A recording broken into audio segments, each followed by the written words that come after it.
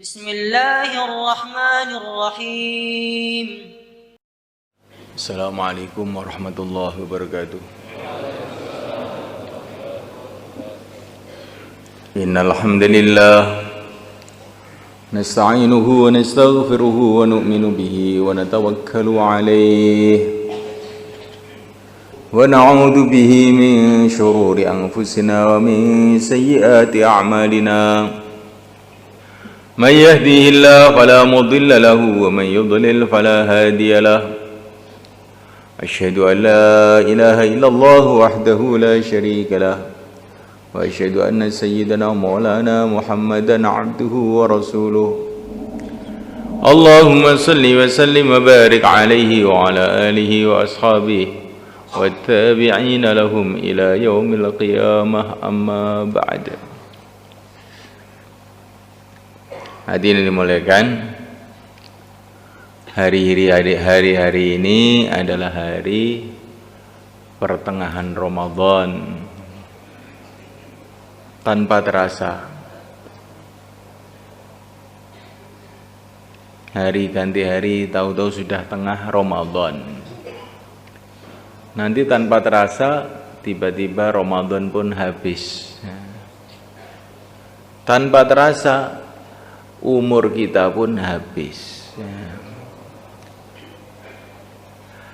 Pertengahan Ramadan ini dikatakan oleh yang mulia Nabi Agung Muhammad sallallahu alaihi wasallam sebagai hari-hari maghfirah, hari-hari pengampunan dosa. Maknanya hari-hari ini adalah hari yang sangat cocok untuk kita bertaubat kepada Allah.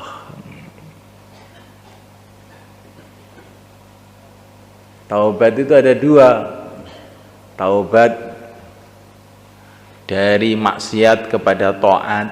Ini taubat. Tapi taubatnya orang-orang soleh, taubatnya para nabi, taubat dari baik menuju lebih baik. Maka seluruh orang beriman diperintahkan oleh Allah untuk bertaubat. Wa tubu ilallahi jami'a. Bertaubatlah kamu kepada Allah semuanya. Ayyuhal mu'minun, hai orang-orang yang beriman.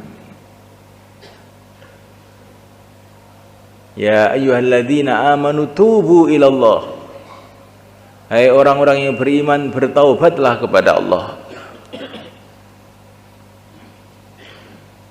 Ini orang beriman yang masih suka maksiat, suruh taubat kepada Allah. Yang sudah senantiasa taat pun disuruh taubat kepada Allah untuk meningkatkan taatnya. Bahkan para nabi pun diperintah taubat. Padahal para nabi itu adalah manusia-manusia yang maksum, dijaga dari seluruh kesalahan,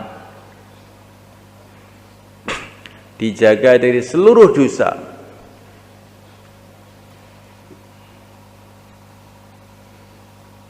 Mereka ini adalah manusia yang dibimbing langsung oleh wahyu Allah.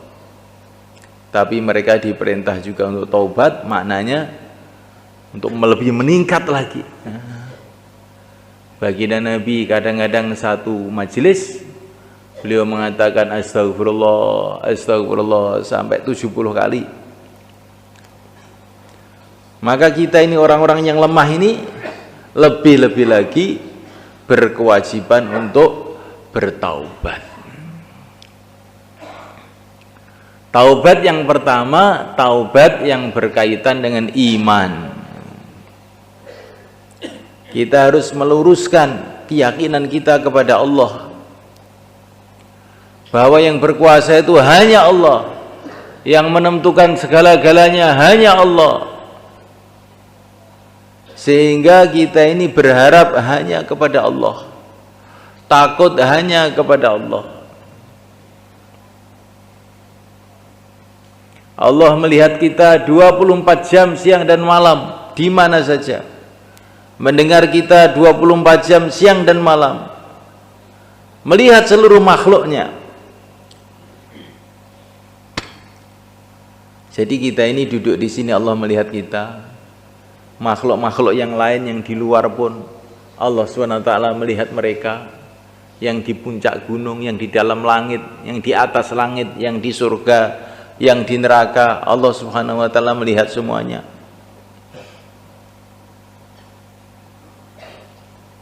Maka kita ini kalau diganggu orang, ya, kalau diganggu orang itu tanamkan dalam hati, Allah melihat saya, Allah melihat dia.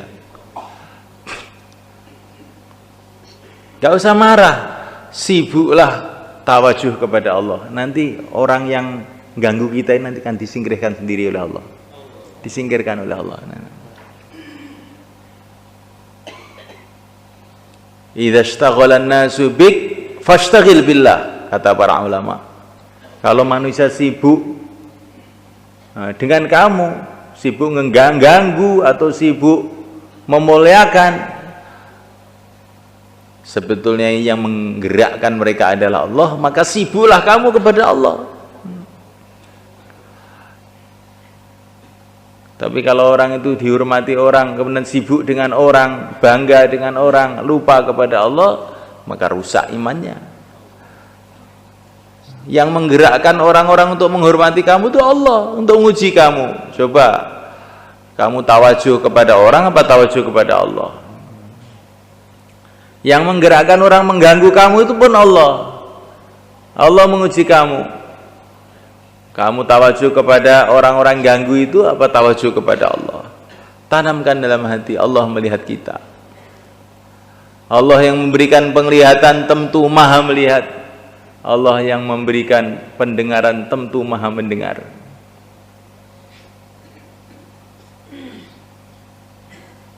Nabiullah Musa alaihissalam ketika dikirim ke Mesir sendirian menghadapi macam-macam masalah dari segala arah, maka Allah berfirman, la takhafa innani ma'akuma asma'u wa ara.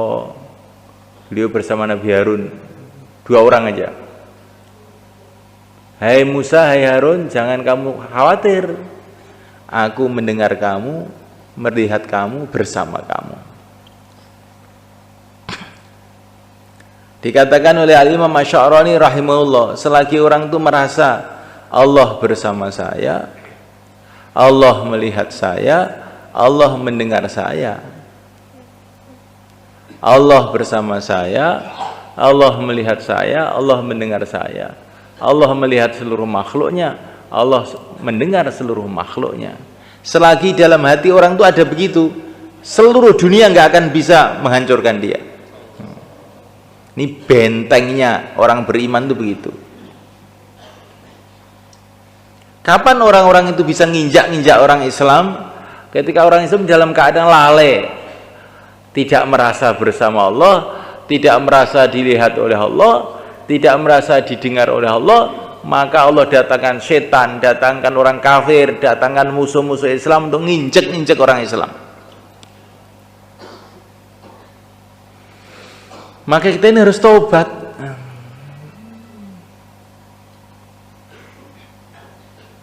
Nah, malaikat Allah SWT,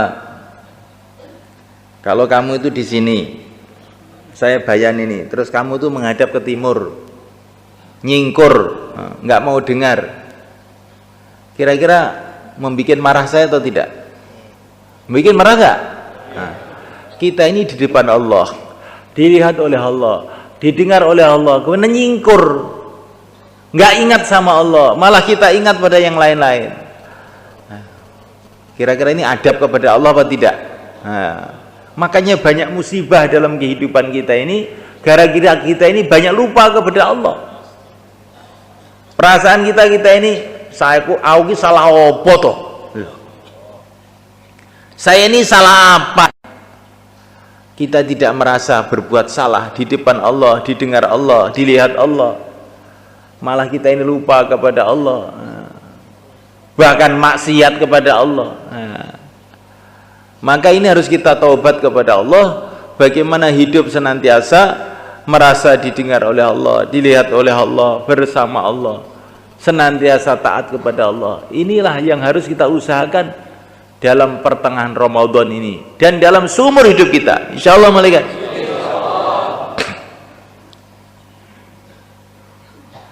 Kemudian malaikat Allah Ta'ala kita bertobat yang berkaitan dengan iman kepada baginda Nabi alaihissalam. Nah, kita ini telah dimuliakan oleh Allah, dijadikan umatnya Sayyidul Anbiya, umatnya pimpinannya para nabi, para rasul yang mulia Nabi Agung Muhammad SAW. Karena kita ini jadi umat beliau, maka macam-macam fasilitas, macam-macam keistimewaan telah Allah berikan kepada kita, termasuk Ramadan ini. Ini keistimewaan umat yang mulia Nabi Agung Muhammad SAW. Amal-amal dilipat gandakan. Allah siapkan Lailatul Qadar. Allah siapkan pahala-pahala yang istimewa untuk umat ini. Tetapi kita ini kurang memperhatikan perkara ini. Kita jadi umatnya baginda Nabi ini kayak biasa-biasa aja. Kalau kita diangkat jadi umatnya pegawai negeri, setiap bulan dapat 5 juta, kita gembira, sembelih kambing, selamatan, karena jadi umatnya pegawai negeri. Jadi umatnya Astra, perusahaan mobil Jepang, gembira. Jadi umatnya apa lagi? Pokoknya gitulah, golongan-golongan yang menghasilkan keuntungan dunia kita gembira. Lah kita ini oleh Allah telah dijadikan golongannya Sayyidul Anbiya, yang mulia Nabi Agung Muhammad SAW, yang dapat keberuntungan dunia akhirat lipat-lipat. Kita jadi umatnya Nabi ini beruntung dunia, beruntung akhirat. Bagaimana tidak? Dunia itu apa toh? Keberuntungan dunia itu apa? Kalau orang itu dapat pahala itu beruntung dunia. Ya, dengan kita jadi umatnya baginda Nabi, pahala dilipat gandakan. Banyak orang bodoh mengira keberuntungan dunia kalau orang dapat rumah, kalau orang dapat sawah, kalau orang dapat jabatan presiden, itu keberuntungan dunia. Bukan. Presiden juga mau pensiun, sawah juga mau ditinggalkan. Keberuntungan dunia ini kalau kamu di dunia dapat pahala, akhirnya untuk bekal di akhirat selama-lamanya, itulah keberuntungan dunia. Keberuntungan dunia ini kalau kita ini dapat pahala, itu keberuntungan. Yang lain itu bukan keberuntungan, itu malah nyati nyesek-nyeseki dada saja. Kita punya harta banyak, coba nanti kalau hartanya banyak, kalau kita mati apa enggak sedih? Semua harta ditinggalkan semua. Kita punya jabatan tinggi, apa enggak sedih nanti kalau pensiun itu? Kasihan itu. Maka ada seorang raja dikasih hadiah intan. Yang intan ini gede banget itu. Maka dia gembira, ini seluruh dunia tidak ada raja punya intan seperti ini. Tapi salah satu menterinya bilang, Tuan Raja, ini musibah. Lah musibah bagaimana? Nanti kalau intan ini pecah atau bagaimana, atau hilang, nanti raja kan sedih.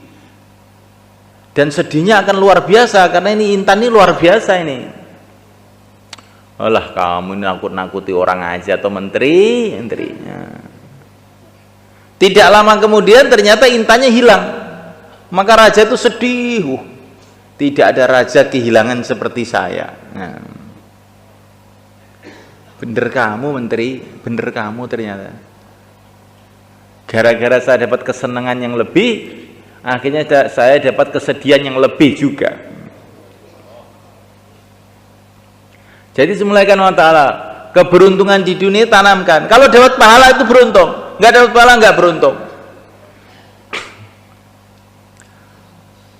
Saya sehat, wah beruntung saya. Orang-orang pada sakit, belum tentu beruntung. Nanti kamu sehat juga sebentar lagi sakit lagi. Beruntung loh, dapat pahala itu loh beruntung. Saya mau ditabrak bis, tinggal 1 senti, nggak kena. Beruntung betul saya. Walaupun nggak kena, kamu mati juga sebentar lagi. Beruntung kalau dapat pahala.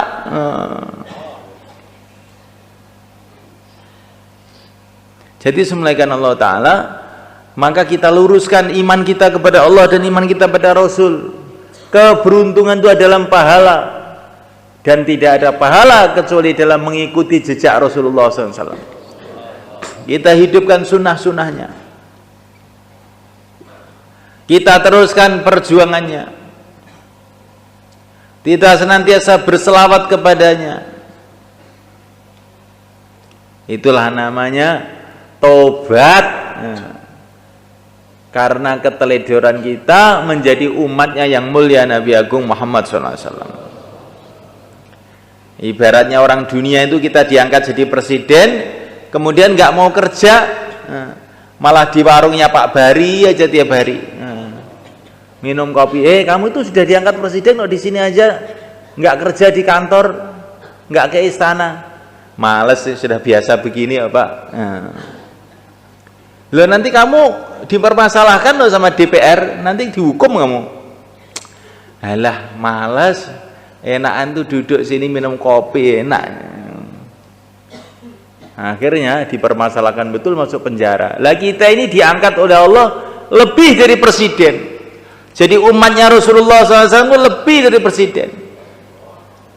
Presiden gajinya berapa?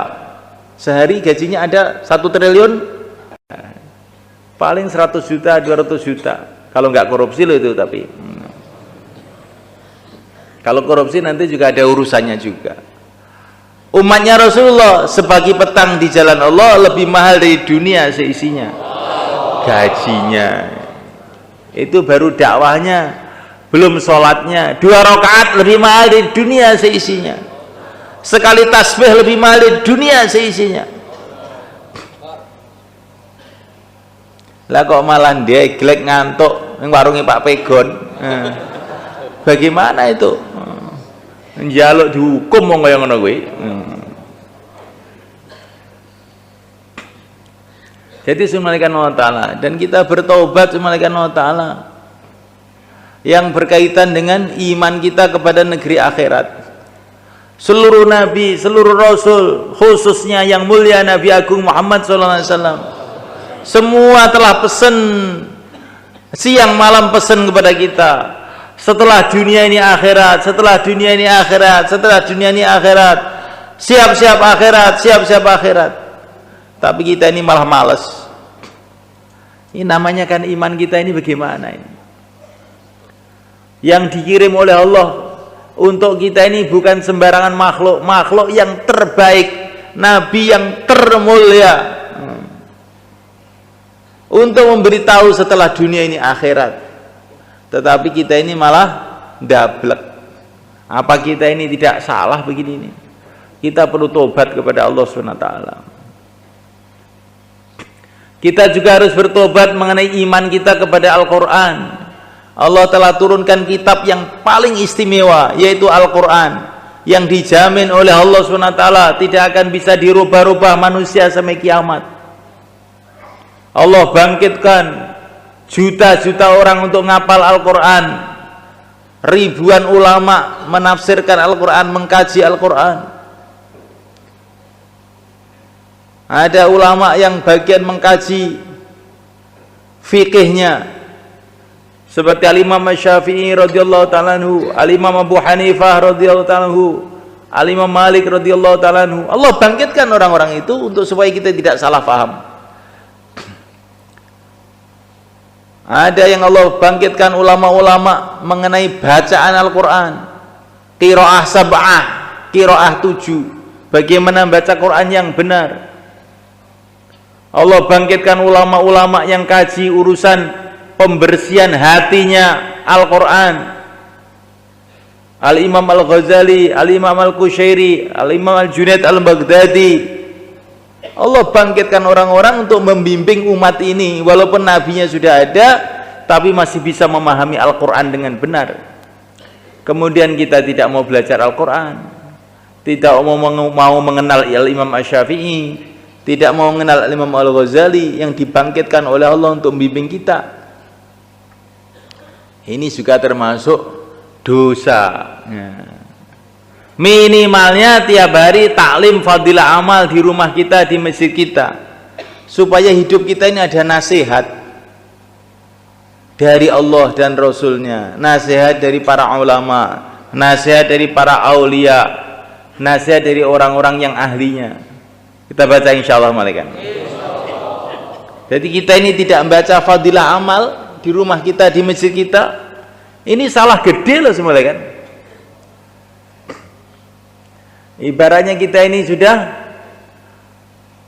dikirim surat dari wali-wali, bahkan dari nabi-nabi, terus kita baca. Gimana itu nanti? Nah, mulaikan Allah Ta'ala. Kemudian kita bertobat kepada Allah, berkaitan dengan iman kita kepada para malaikat. Kanan kiri kita ini penuh dengan malaikat, dengan macam-macam tugas. Diantaranya ada yang tugasnya mencatat amal kita, ada yang tugasnya itu menunggu waktu untuk nyabut nyawa kita. Malaikat Israel alaihissalam, di mana malaikat Israel ini berziarah ke rumah kita atau di mana saja kita berada, menemui kita tiap hari 5 kali. Ini dalam hadis diriwayatkan Imam Suyuti dalam Durul Mansur. Malaikat Israel itu berziarah kepada semua manusia itu, ngecek 1, 2 setiap hari 5 kali. Jadi malaikat Israel itu lebih sering bertemu kepada kita melebihi anak kita. Anak kita kadang-kadang sehari paling ketemu 1 kali 2 kali, karena sekolah, karena mondok, kadang setahun baru ketemu sekali. Istri pun ketemu dengan beberapa kali. Kita ke sawah, kita ke ladang. Malaikat Israel itu paling sergap ketemu kita tiap hari 5 kali. Maka nanti kalau beliau datang menyambut nyawa kita, kita mau berteriak, kok mendadak sekali nggak kasih tahu? Oh, saya tiap hari ke rumah kamu 5 kali. Dan di pengajian di Temboro juga sudah diceritakan. Tapi kamu nggak mau mikir. Bukan mendadak ini saya didatang tiap hari ke sini. Jadi semulaikan Allah Ta'ala. Maka bagaimana kita pikirkan perkara ini.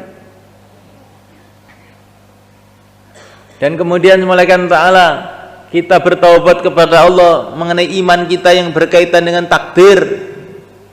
Segala sesuatu sudah ada takdirnya. Usaha niat kita beribadah, apa yang akan terjadi Allah SWT sudah tentukan.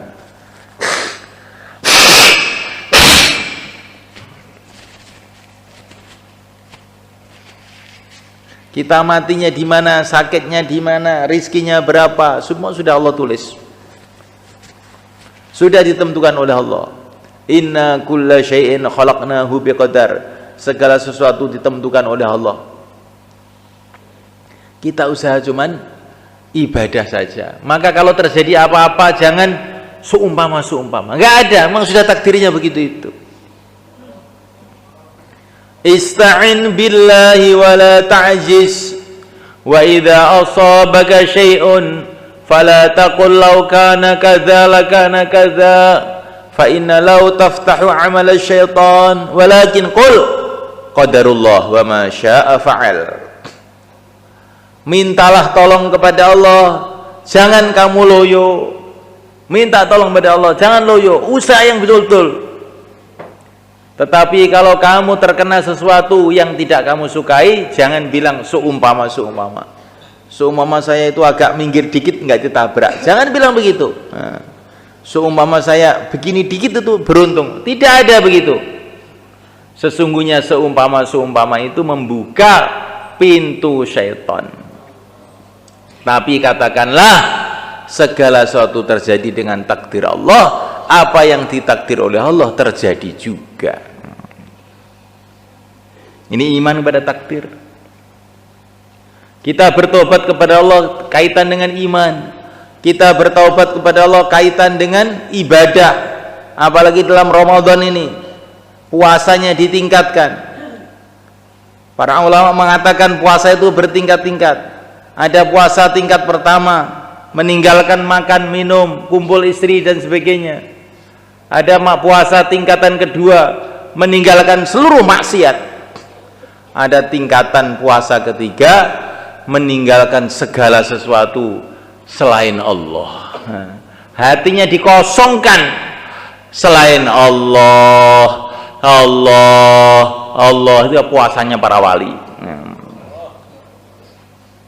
Kita ingin meningkat puasa kita ini. Tarawihnya ditingkatkan. Yang tarawihnya baru 8, sekarang 20, tobat kepada Allah. Tarawih itu zaman sahabat ya 20, nggak ada tarawih 8 itu. Apa tidak boleh? Bukan masalah tidak boleh, kurang. Sahabat itu tarawih 20, maka kita 20 juga. Insya Allah mulai kan? Nanti tahajud ditambah lagi. Tahajud ditambah lagi, wiridnya, zikirnya. Jangan sampai Ramadan tidak menghatamkan Quran. Tobat dalam urusan ibadah. Zakatnya, yang punya utang-utang zakat, inilah Ramadan kesempatan kita bayar hutang zakat kita. Bukan hanya zakat fitrah. Orang sekarang yang dipikir zakat fitrah, zakat harta kamu itu loh. Uang kamu kalau sudah 8 juta setahun, maka dizakati 2,5%. Kalau sudah 8 juta, maka dizakati 2,5% tiap tahun. Zakatnya beras kamu, zakatnya tebu kamu. Kalau sudah jadi uang, tebunya juga harus dizakati. Insya Allah malaikat. Zakat itu bukan bantuan. Zakat itu bukan bantuan untuk fakir miskin, bukan. Zakat itu haknya fakir miskin. Maka kalau orang itu tidak mau bayar zakat, berarti dia itu nyolong haknya fakir miskin. Bukan tidak membantu, bukan. Itu bukan harta kamu, itu haknya fakir miskin. Lah itu yang kerja saya, yang mencakul saya. Ya tapi kamu kan hambanya Allah. Kakinya kan kakinya Allah, milik Allah. Tangannya yang ngasih Allah, sawahnya yang ngasih Allah. Kamu dikasih 90%, yang 10% untuk fakir miskin. Kok masih ngomel kamu? Tak pentung dasmu engko. Sawahnya milik Allah, kamu juga milik Allah, otaknya milik Allah, tangannya milik Allah, kakinya milik Allah. Airnya milik Allah. Yang 90% kamu ambil, yang 10% untuk fakir miskin. Masih ngomel. Imanmu di mana itu? La ilaha illallah. Nah, malaikat Allah Ta'ala, kita bertobat urusan semua. Bertaubat. Terutama ini taubat yang penting lagi dalam Ramadan ini, bertaubat yang kaitan dengan perjuangan. Karena perjuangan ini adalah perintah Allah. Dakwah ini perintah Allah, ngajar kebaikan ini perintah Allah. Sunnah Rasulullah. Tetapi kebanyakan umat Islam telah melupakan kewajiban ini. Maka dalam Ramadan kita tobat urusan ini.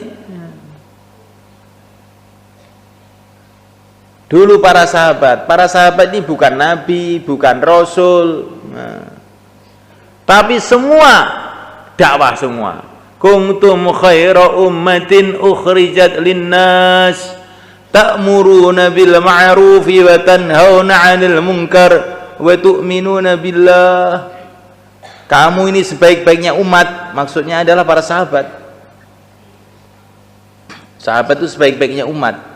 Laki-lakinya, wanitanya, anak-anaknya, ulamanya, santrinya, mu'alafnya. Kamu ini sebaik-baiknya umat. Kenapa? Ta'muruna bil ma'ruf wa tanhauna 'anil munkar, menyuruh kepada kebaikan dan melarang dari kemungkaran. Maka dakwah ini kewajiban umat. Bukan kewajibannya kiai, hanya kewajibannya ustadz, hanya kewajibannya orang India, orang Pakistan, bukan. Kewajiban seluruh umat. Maka kita harus menyiapkan waktu untuk dakwah. Insyaallah malaikat. Al-Imam Asy-Syafi'i malaikat dalam kitab Masyari'ul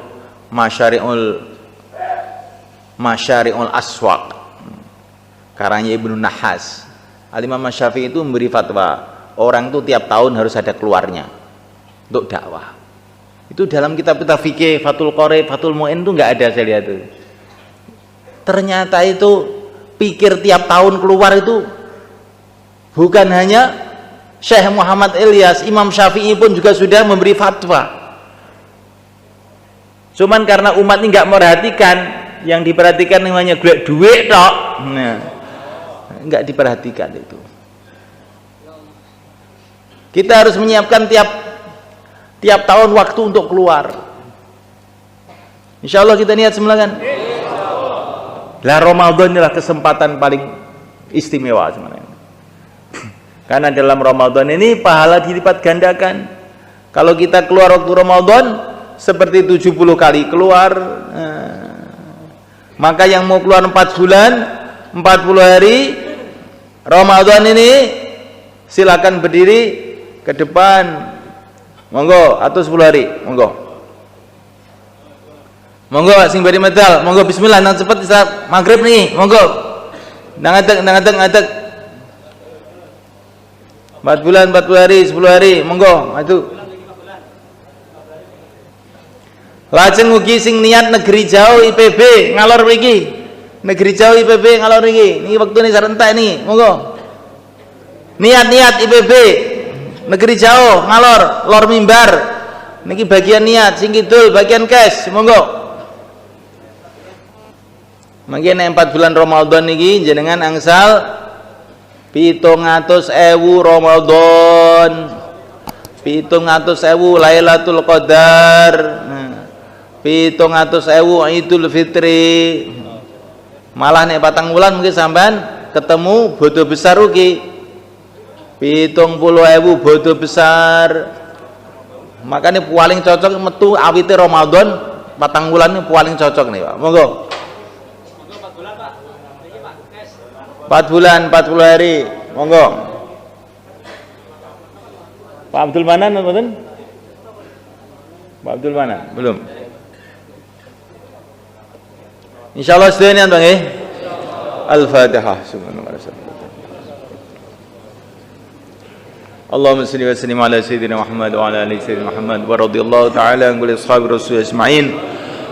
Ya Allah, ya Allah, ya Allah, ampuni kami ya Allah, ampuni kami ya Allah, ampuni umat Islam ya Allah. Satukan hati, satukan fikir, satukan langkah-langkah ya Allah, untuk kerjasama menghidupkan agamamu ya Allah, mengamalkan sunnah-sunnah nabimu ya Allah. Mudahkan kami semua ya Allah untuk ridhamu, mudahkan untuk ridhamu, bimbinglah kami untuk ridhamu ya Allah. Jadikanlah Ramadan yang mulia ini ya Allah pembuka kebaikan untuk diri kami, keluarga kami dan umat Islam seluruh alam. Kemenangan buat diri kami, keluarga kami, umat Islam seluruh alam. Hidayah, barakah buat diri kami, keluarga kami dan umat Islam seluruh alam. Jadikanlah Ramadan ini ya Allah pencuci segala dosa-dosa kami ya Allah, zahir batin ya Allah, dan pencuci dosa umat Islam di seluruh alam ya Rabbal Alamin. Rabbana atina fid dunya hasanah wa fil akhirati hasanah wa qina adzabannar. Wassallallahu alaihi wasallam wa baraka ala sayyidina Maulana Muhammad wa ala alihi wa ashabihi ajma'in. Alhamdulillahirabbil alamin.